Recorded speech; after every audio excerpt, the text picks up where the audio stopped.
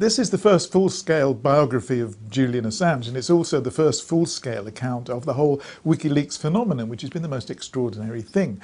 WikiLeaks and Julian, they've burst from being a sort of shadowy group of hackers, a sort of niche player in the world, into being global celebrities. And Assange has been turned into a highly controversial rock star, if you like. So this is the first time that this whole story has been put together, and it really does read like a sort of white-knuckle ride. This was one of the biggest stories of the last 10 years, I suppose. It was a story that was being discussed in the Kremlin, in the White House, and in China and India and South America simultaneously. And it's a gripping story. It's a gripping story of a man on the run with the biggest leak in history, and how he conspired with 5 news organizations to get that story out. Well, the book opens with this rather wonderful scene of Julian dressing up as an old woman, and basically with a wig and even a hunchback.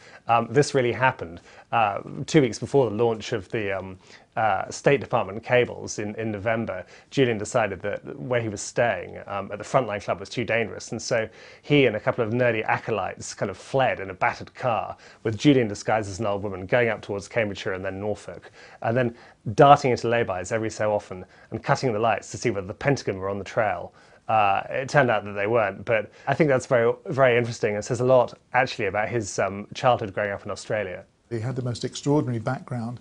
His family, they ran a touring puppet theatre, and he became so disturbed and disrupted that the computer became his only friend. So it's a story about a brilliant, gifted boy who became a sort of pioneer in the internet age. Some people say a messiah, some people say a terrorist, some people say a maniac.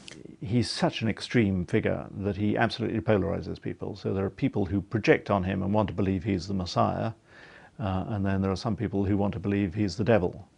If you take a more nuanced view, it's easy to argue either of those cases, but if you say, well, he's neither the messiah nor the devil, that can sometimes place you in an uncomfortable position in the middle. And there was people who didn't want to believe anything bad of him and people who didn't want to believe anything good of him. When Julian came into our lives in London, it was extraordinary. He blew in like one of the lost boys out of Peter Pan. He just had a backpack with a big computer in it, and the clothes he stood up in, and nothing else. And I said, have you got somewhere to stay? And he said, no. So I said, you better stay with me. And I said, have you had anything to eat? And he said, no. So I took him to a restaurant and put the menu in his hand, and he ordered 12 oysters and a piece of cheese. And then he came to my house, and he stayed up all night tapping at his laptop, and at about 5 o'clock in the morning suddenly keeled over and fell asleep and just sort of crashed out with his leather jacket buttoned up to the neck. So that's the kind of weird nomadic lifestyle he had, and it made him quite difficult for ordinary humans to adjust to. This isn't just a book about Julian Assange, it's actually a book as much about WikiLeaks and about this extraordinary collaboration between WikiLeaks and The Guardian and 4 other international newspapers, including the New York Times.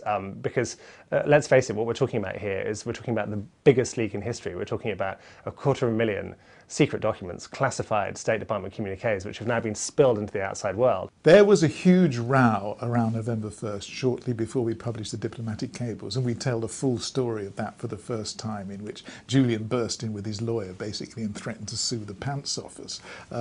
He was furious because we had given this material to the New York Times, who were supposed to be our partners, and he'd fallen out with the New York Times because they'd written a profile of him that he didn't like. It was pretty rude about him, that's true.